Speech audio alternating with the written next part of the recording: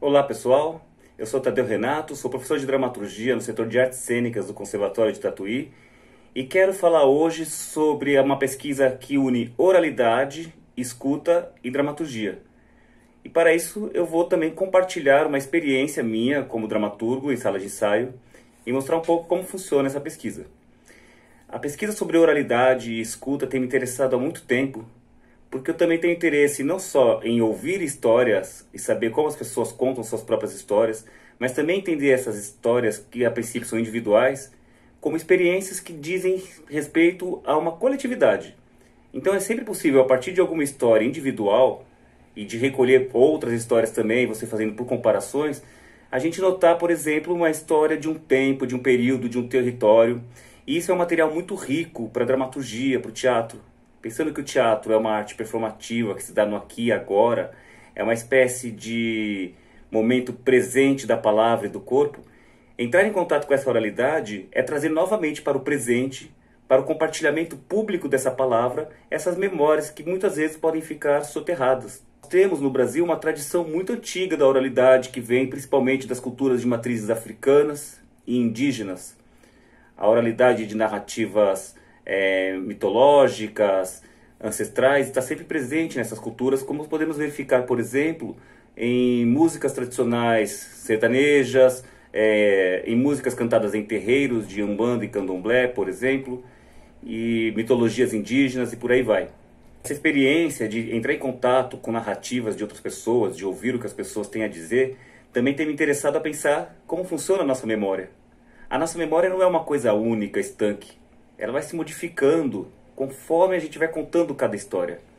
Isso já é uma verificação colocada até pela ciência, pelos estudos de neurociência, que entendem que a nossa memória ela vai se solidificando por camadas. Isso é, ao acontecimento, primeira vez que acontece, eu guardo a minha memória, e cada vez que eu conto aquela história, que eu reconto, que outra pessoa reconta aquela história, eu vou acrescentando novas memórias. De maneira que depois de certo tempo, aquilo que eu lembro de um acontecimento talvez não seja, muito provavelmente não é, o que de fato aconteceu. E isso não importa se a minha memória guardou verdade ou mentira. Isso tem mais a ver com o que significa essa memória que eu guardei. Por que eu guardei dessa forma e não de outra?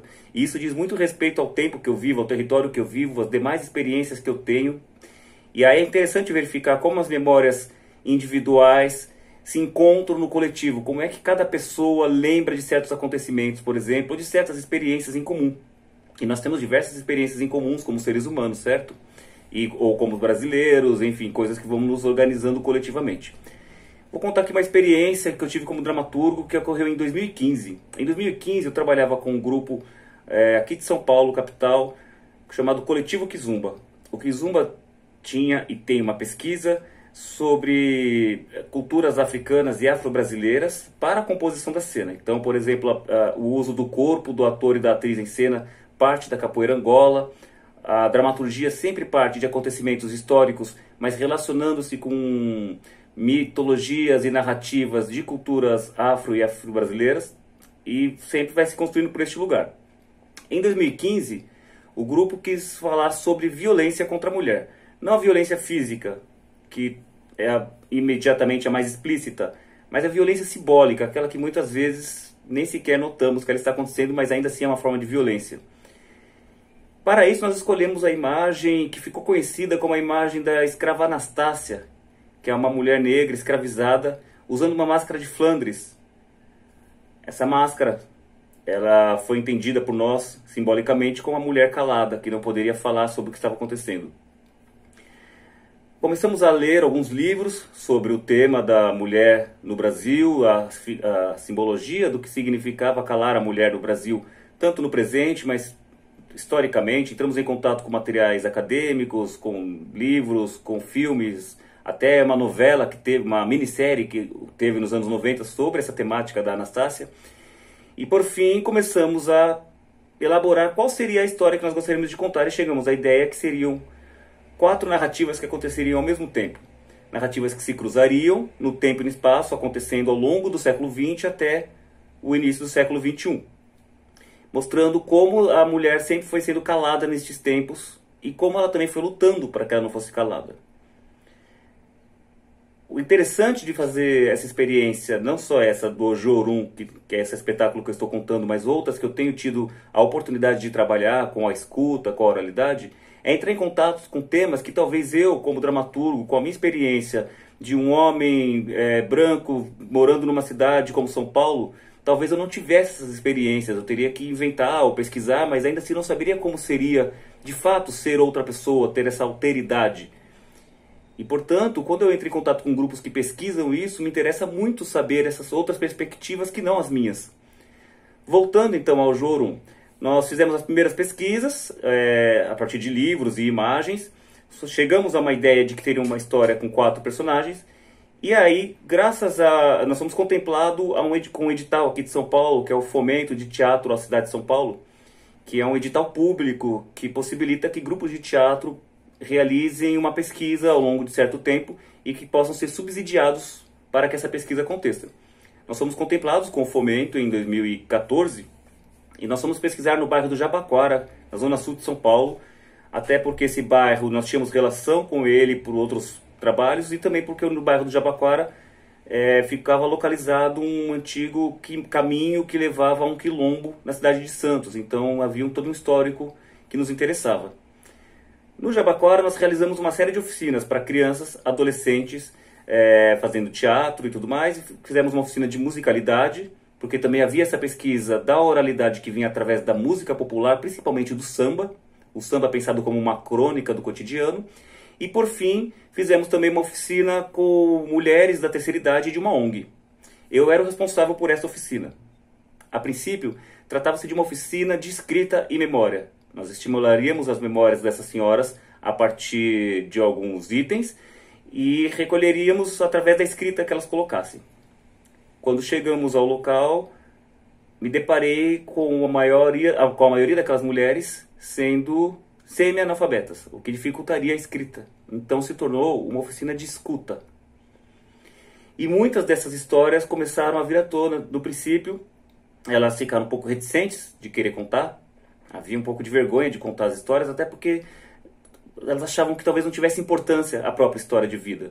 Todas elas, no primeiro encontro, se apresentaram, no máximo em 2 minutos cada uma, dizendo: eu sou fulana, eu nasci no lugar tal, tive uma vida muito sofrida, mas graças a Deus estou aqui hoje com saúde. Esse discurso que eu acabei de fazer era uma constante, até chegar, sei lá, na 7ª pessoa, que disse o nome, quem era, e começou a contar qual era a vida sofrida que ela teve, o que havia acontecido.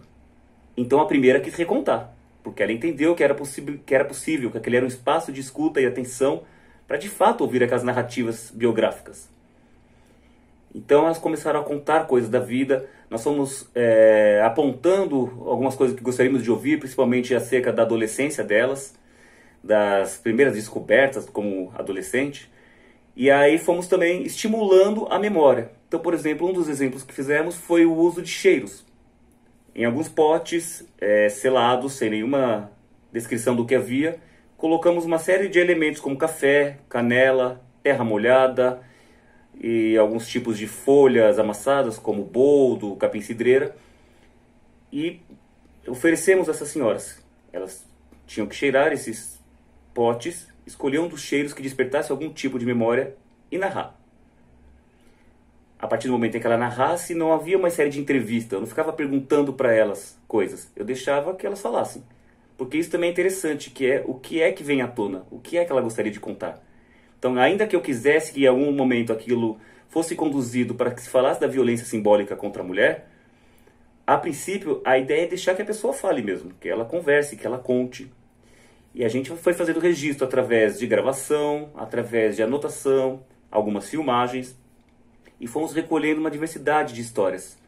Por fim, depois de 2 meses, recolhendo histórias com essas senhoras, através do cheiro, que foram estimulando as memórias, músicas que estimulavam memórias, fotografias. Às vezes nem precisávamos estimular, elas já vinham prontas, querendo contar alguma coisa. e muito felizes, muito dispostas de ter alguém que estivesse escutando. Eu não estou falando de mim, eu estou dizendo que um grupo no qual elas faziam parte estava disposto a ouvir a memória uma da outra.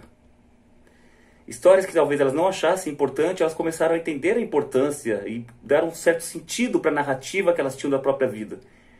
Isso por si só já é um processo muito rico. A pessoa poder contar sobre a sua própria vida, ela perceber os elementos por qual ela escolheu contar aquela história, quais foram as palavras, qual foi o modo que ela contou, por que ela começou aquela história de determinado momento da sua vida, quais são os sentidos que ela deu para aquilo.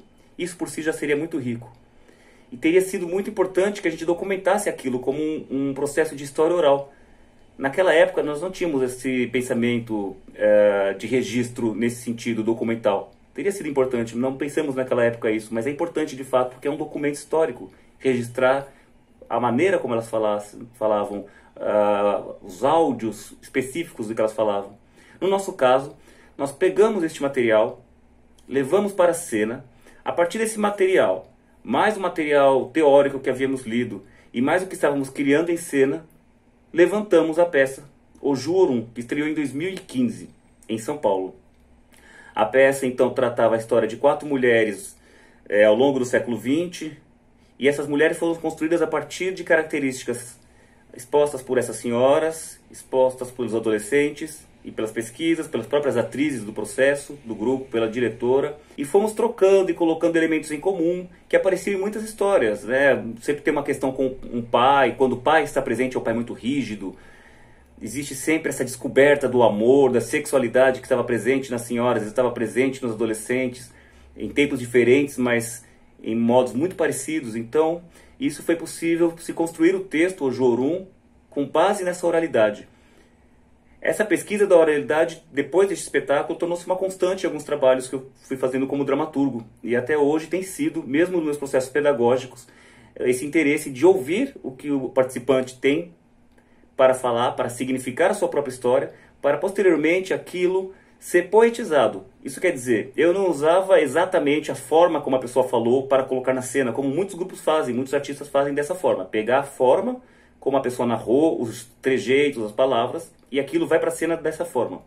No nosso caso, do grupo coletivo Kizumba com o qual eu trabalhava, mas mesmo hoje em dia, quando eu faço isso, eu parto do que essa pessoa falou, transformo aquilo para a minha linguagem como dramaturgo, né? Porque aí o que me interessa são alguns símbolos do que aquela pessoa falou, algumas possibilidades de imagem, de simbologia, de significados para os quais eu quero dizer no espetáculo. E é sempre muito interessante e importante, que cada vez mais tenho pensado nisso, na devolutiva. Isso é preciso que você convide essas pessoas para verem a peça, para ver se elas se percebem no espetáculo, ou no escrito que você tem. Isso aconteceu com as senhoras no espetáculo Juorum, que se reconheceram no espetáculo, que palpitaram antes mesmo do espetáculo ficar pronto. Elas tiveram a oportunidade de dizer o que elas concordavam, o que elas não concordavam que estivesse ali, o que elas gostavam, o que elas não gostavam. E foi um trabalho muito rico. Então, esse trabalho da oralidade, alimentar a dramaturgia, tem sido essa constante no meu trabalho, espero que continue sendo. Eu vou deixar algumas referências aqui na descrição do vídeo para quem quiser saber mais sobre o O Juorum, que foi esse espetáculo que eu narrei. Existe um material, uma entrevista com os atores, com as atrizes, e também um material mais reflexivo por escrito, de uma das atrizes. Eu vou deixar como referência aqui para quem quiser saber um pouco mais e também ter mais teorias sobre a oralidade e a dramaturgia. E agradeço a atenção. Muito obrigado.